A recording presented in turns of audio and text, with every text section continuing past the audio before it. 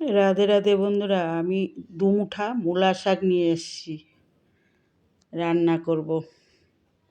মূলা শাকগুলো বেছে নিয়েছি, মাছ দিয়ে মূলা শাক রান্না করব।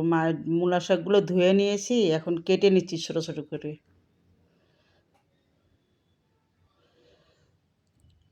মাছ দিয়ে রান্না করলে দারুণ লাগে। একটু চালের গুঁড়ো দিব, দেখবেন। কেটে নিচ্ছি, তারপর আমি এখন কাটা হয়ে গেছে।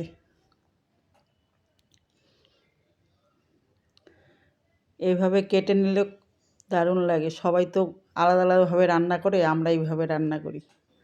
শাকগুলো কাটা হয়ে গেছে, আমি শুকনো লঙ্কা দিয়েছি। এখন আমি রাঁধুনি দিচ্ছি সোমবার।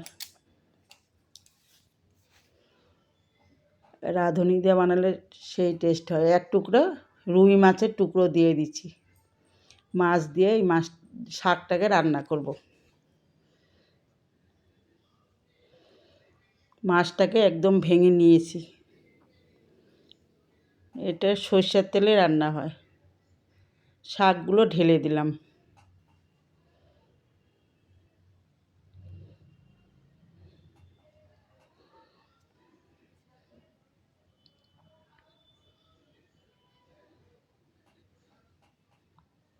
এখনকার শীতকাল তো কত রকমের শাক পাওয়া যায় এখন। মূলো শাক, সর্ষে শাক, লাউ শাক,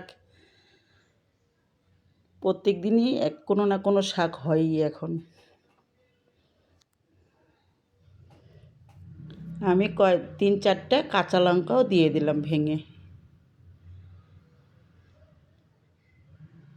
আমরা অত ঝাল খাই না।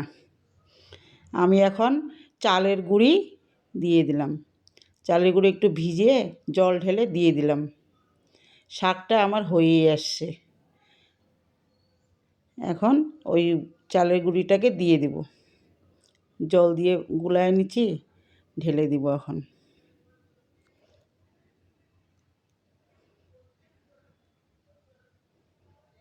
এইভাবে শাক রান্না করলে দারুণ লাগে। রান্নাটা ভালো লাগলে একটা লাইক দিবেন। আমার রান্না হয়ে গেছে।